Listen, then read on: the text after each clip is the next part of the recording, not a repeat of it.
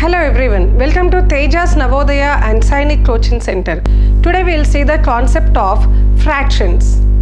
So its name is fractional number and fundamental operations. First మనం fraction అంటే ఏంటి, తర్వాత fractional number అంటే ఏంటి, తర్వాత ఈ ఫ్రాక్షన్స్ మీద ఏ ఫండమెంటల్ ఆపరేషన్స్ అప్లై చేయొచ్చు అండ్ వాటికి సంబంధించిన క్వశ్చన్స్ ఎలా ఇస్తారు ఇవన్నీ మనం చూద్దాం. First fraction. So what is a fraction? When a number quantity or object, when a number quantity or when a number or object is divided into equal parts, when a number is divided into equal parts or when an object is divided into equal parts, one or more such parts is called as fraction. So ఇక్కడ ఒక ఆబ్జెక్ట్ని తీసుకుందాం, మనకి ఈజీగా అర్థమవుతుంది, తర్వాత నెంబర్స్లో క్లియర్గా explain చేసుకుందాం. Okay, ఇక్కడ ఒక సర్కిల్ ఉంది. ఈ సర్కిల్ని మనం 4 ఈక్వల్ పార్ట్స్గా డివైడ్ చేసాము, అవునా? సో ఎక్కడున్నాయి చూడండి, 1 2 3 4. సో ఫస్ట్ సర్కిల్ ఇలా ఉంది. ఈ సర్కిల్ని 4 ఈక్వల్ పార్ట్స్గా మనం డివైడ్ చేసాం. డివైడ్ చేసిన తర్వాత ఏం చేసాము, ఒక పార్ట్ని షేడ్ చేసాము అనమాట. ఓకే, ఒక circle, one circle is divided into 4 equal parts and అందులో నేను 1 పార్ట్ని షేడ్ చేశాను. మరి 1 పార్ట్ని మనం ఎలా రాస్తాము అని అంటే 1/4 అని రాస్తాము. ఓకే, ఎందుకు 1/4 అని రాయాలి అని అంటే, సో దీనికంటే ముందు అసలు ఇంకొక విషయం చెప్పుకుందాం. ఫ్రాక్షన్ అంటే ఎప్పుడు కూడా ఎలా ఉండాలి, P/Q ఫార్మాట్లో ఉండాలి. ఓకే, చూడండి ఇక్కడ మనం అనుకున్న ఈ 1/4 P/Q ఫార్మాట్లో ఉంది కదా. వాట్ ఈస్ దిస్ P/Q అని అంటే, ఈ లైన్ ఉంది కదా, ఈ స్లీపింగ్ లైన్ ఉంది కదా, దీన్ని ఏమని చదువుతామంటే బై అని చదువుతాం. ఏమని చదువుతాం? బై. సో ఇప్పుడు ఈ లైన్ ఏమని చదవాలి? బై.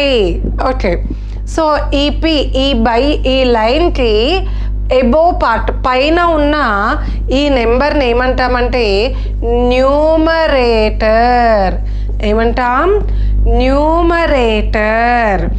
ఈ లైన్కి కిందున్న ఈ నెంబర్ని లేదా ఈ పార్ట్ని ఏమంటామంటే డినామినేటర్. ఏమంటాం? డినామినేటర్. ఈ లైన్కి పైనున్న నెంబర్ని ఏమంటాం? న్యూమరేటర్. లైన్కి కిందున్న నెంబర్ని ఏమంటాం? డినామినేటర్. ఓకేనా? ఎస్. ఒకసారి మళ్ళీ ఇక్కడికి వచ్చేద్దాం మనం. ఓకే, ఇక సర్కిల్ని 4 ఈక్వల్ పార్ట్స్గా డివైడ్ చేసాము. అందులో 1 పార్ట్ని మనం షేడ్ చేసాము, అవునా? దీన్ని ఈ షేడెడ్ పార్ట్ని ఏమని రాస్తాము అని అంటే, సో ఎప్పుడైనా చూడండి, ఫస్ట్ ఒక లైన్ డ్రా చేసుకోండి. ఎందుకు? P/Q ఫార్మాట్లో ఉండాలి కదా. ఫ్రాక్షన్ అంటేనే P/Q ఫార్మాట్లో ఉండాలి, లేదా X/Y ఫార్మాట్లో ఉండాలి. ఫస్ట్ ఏం ఉండాలి? బై ఉండాలి. మరి ఎన్ని ఈక్వల్ పార్ట్స్గా మనం డివైడ్ చేసాము? 4 ఈక్వల్ పార్ట్స్గా డివైడ్ చేసాము. అందులో ఎన్ని పార్ట్స్ని షేడ్ చేసాము చెప్పండి? ఎన్ని పార్ట్స్ని షేడ్ చేసాము? ఓన్లీ 1 పార్ట్ని కదా. ఆ 1 ఇక్కడ రాసుకుందాం. దట్స్ ఇట్, అయిపోయింది. ఫ్రాక్షన్గా రాయడం అయిపోయింది. So we have divided this circle into 4 equal parts. అందులో 1 పార్ట్ని షేడ్ చేసాము. సో దీన్ని ఏమని రాస్తాము? 1/4. ఏమని రాస్తాం? 1/4. ఎందుకు? 4 ఈక్వల్ పార్ట్స్గా 4 ఈక్వల్ పార్ట్స్గా దీన్ని డివైడ్ చేసాము, అవునా? ఎన్ని పార్ట్స్? టోటల్ నెంబర్ ఆఫ్ పార్ట్స్ని డినామినేటర్లో రాయాలి. ఇక్కడ డినామినేటర్లో ఏం రాయాలి? టోటల్ పార్ట్స్ లేదా టోటల్ నెంబర్ ఆఫ్ పార్ట్స్. డినామినేటర్లో ఎప్పుడు ఏం రాయాలి? Total number of parts. న్యూమరేటర్లో ఏం రాయాలి? మనకి రిక్వైర్డ్ పార్ట్స్ ఎన్ని? రిక్వైర్డ్ పార్ట్స్ లేదా required number of parts. Required number of parts. Okay, so ఇక్కడ మనకి టోటల్ నెంబర్ ఆఫ్ పార్ట్స్, దాన్ని ఏం రాయాలి, డినామినేటర్లో రాయాలి. ఎన్ని పార్ట్స్, 4 పార్ట్స్. అందులో మనకి రిక్వైర్డ్ పార్ట్ ఎన్ని అంటే ఎన్ని పార్ట్స్ని మనం షేర్ చేసాం. షేడెడ్ పార్ట్స్ గురించేగా మనం మాట్లాడేది. సో ఎన్ని పార్ట్స్ని అంటే లేదా ఎంత నెంబర్ని మనం షేర్ చేసాము, ఓన్లీ 1 పార్ట్ని మనం షేర్ చేసాము. అది న్యూమరేటర్లో రాసుకోవాలి. అప్పుడు ఈ ఫ్రాక్షన్ మొత్తం ఏమవుతుంది, 1/4 అవుతుంది. Okay, clear. నెక్స్ట్ ఇది చూద్దాం. ఇక్కడ ఈ సర్కిల్ని మనం ఎన్ని పార్ట్స్గా డివైడ్ చేసాము, 2 పార్ట్స్గా డివైడ్ చేసాము. అందులో ఎన్ని పార్ట్స్ని షేర్ చేసాము, ఓన్లీ 1 పార్ట్ని షేర్ చేసాం. సో దీన్ని ఏమని రాయాలి, 1/2 అని రాయాలి. ఓకే, నెక్స్ట్ ఇది చూద్దాం. ఇక్కడ ఒక రెక్టాంగిల్ని నేను 3 ఈక్వల్ పార్ట్స్గా డివైడ్ చేశాను. ఒక రెక్టాంగిల్ని 3 ఈక్వల్ పార్ట్స్గా డివైడ్ చేశాను. సో ఎన్ని పార్ట్స్ టోటల్, 3. అందులో ఎన్ని పార్ట్స్ని షేర్ చేసాము, 2 పార్ట్స్ని షేర్ చేసాం. సో న్యూమరేటర్లో ఇప్పుడు నేను ఏమని రాసుకోవాలి, 2 అని రాయాలి. అప్పుడు మొత్తం ఫ్రాక్షన్ ఏమవుతుంది, 2/3 అవుతుంది. ఓకే, నెక్స్ట్ ఇది చూద్దాం. ఓకే, ఇక్కడ ఈ రెక్టాంగిల్ని నేను 3 ఈక్వల్ పార్ట్స్గా డివైడ్ చేశాను. ఓకే, ఈ 3 ఈక్వల్ పార్ట్స్లో ఎన్ని పార్ట్స్ని నేను షేర్ చేశాను, ఓన్లీ 1 పార్ట్. సో దీన్ని ఏమని రాస్తాము, 1/3. 1 part is shaded out of 3 equal parts. Okay, 1 part is shaded out of 3 equal parts. So దీన్ని ఏమని రాస్తాం, 1/3 అని రాస్తాం. Okay, yes. సో ఇక్కడ మనం చెప్పుకున్న ఈ ఎగ్జాంపుల్స్నే కాస్త ఒక కాన్సెప్ట్ లాగా, క్వశ్చన్స్ లాగా చెప్పుకుందాం. ఏంటది, convert the figure into fraction. So ఇక్కడ మనకు అర్థమైంది కదా, ఇప్పుడు మనం డైరెక్ట్గా ఆన్సర్ చేద్దాం. Convert the figure into fraction. So ఇక్కడ ఈ ఫిగర్ని ఎన్ని ఈక్వల్ పార్ట్స్గా చేసాం మనం చూద్దాం. 1 2 3 4 5 6 7 ఎన్ని ఈక్వల్ పార్ట్స్గా చేసాం, 7 ఈక్వల్ పార్ట్స్గా చేసాం. సో దీన్ని ఎలా ఫ్రాక్షన్లోకి కన్వర్ట్ చేస్తాము, ఫ్రాక్షన్ అంటే ఫస్ట్ ఏముండాలి, బై ఉండాలి. డినామినేటర్లో ఎప్పుడైనా ఏముండాలి, డినామినేటర్లో టోటల్ నెంబర్ ఆఫ్ పార్ట్స్. మరి ఇక్కడ టోటల్ నెంబర్ ఆఫ్ పార్ట్స్ ఎన్ని, 7. కాబట్టి డినామినేటర్లో నేను 7 అని రాస్తున్నాను. బై మనకి ఇక్కడ ఎన్ని పార్ట్స్ షేర్ చేసి ఉన్నాయో కావాలి. మరి ఎన్ని పార్ట్స్ షేర్ చేసి ఉన్నాయి, 3 పార్ట్స్ కదా, 1 2 3 పార్ట్స్. ఇప్పుడు నేను న్యూమరేటర్లో ఏమని రాయాలి, 3 పార్ట్స్ అని రాయాలి. సో ఇప్పుడు ఈ ఫిగర్ని నేను ఫ్రాక్షన్లోకి కన్వర్ట్ చేశాను. ఏమని కన్వర్ట్ చేశాను, 3/7. ఏమని కన్వర్ట్ చేసా, 3/7.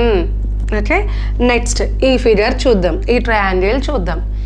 ఇక్కడ చూడండి, ఈ ట్రయాంగిల్ని ఎన్ని పార్ట్స్గా డివైడ్ చేసాం చూడండి, 1 2 3 అండ్ ఈ మిడిల్లో ఒకటి ఉంది కదా, 4. ఓకే, 1 2 3 4 ఈక్వల్ పార్ట్స్గా కన్వర్ట్ చేసాం. ఇప్పుడు నేను దీన్ని ఫ్రాక్షన్లోకి చేంజ్ చేయాలి అనుకుంటున్నాను. సో ఫ్రాక్షన్ కాబట్టి ఏముండాలి, ఫస్ట్ బై ఉండాలి. డినామినేటర్లో ఏం రాయాలి, total number of equal parts. So ఎన్ని నెంబర్ ఆఫ్ పార్ట్స్గా డివైడ్ చేసాము, 4. ఇప్పుడు ఇందులో షేడెడ్ పార్ట్స్ ఎన్ని, 3. ఆ 3ని ఇక్కడ రాద్దాం. ఓకే, దీన్ని ఈ ఫిగర్ని ఫ్రాక్షన్గా కన్వర్ట్ చేస్తే అది ఏమవుతుంది, 3/4 అవుతుంది. ఓకే, నెక్స్ట్ ఇది చూద్దాం.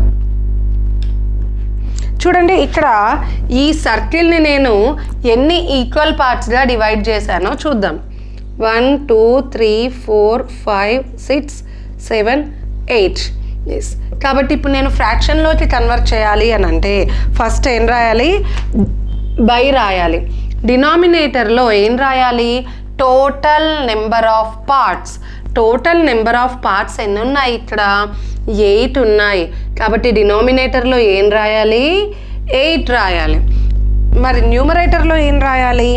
ఎన్ని పార్ట్స్ షేడ్ అయి ఉన్నాయో అవి రాయాలి. మరి ఇక్కడ ఎన్ని పార్ట్స్ షేడ్ అయి ఉన్నాయి? 3 పార్ట్స్. సో ఇక్కడ నేను న్యూమరేటర్లో ఏం రాయాలి? 3 రాయాలి. ఓకే, నెక్స్ట్ ఇది చూద్దాం. Again same. So we need to convert this figure into fraction. So ఫ్రాక్షన్లోకి కన్వర్ట్ చేయాలంటే ఫస్ట్ ఏం రాయాలి?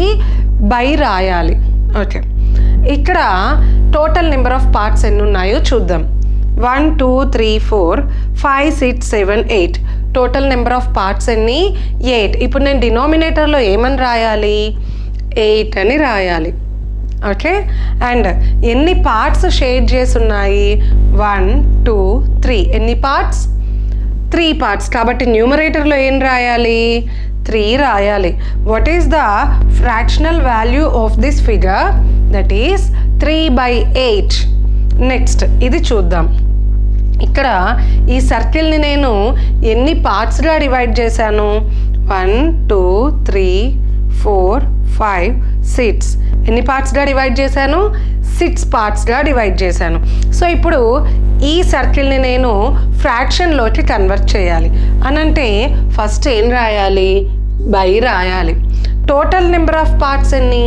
6. కాబట్టి డినామినేటర్లో నేను ఏం రాయాలి? 6 రాయాలి. ఎన్ని పార్ట్స్ షేర్ చేశాను?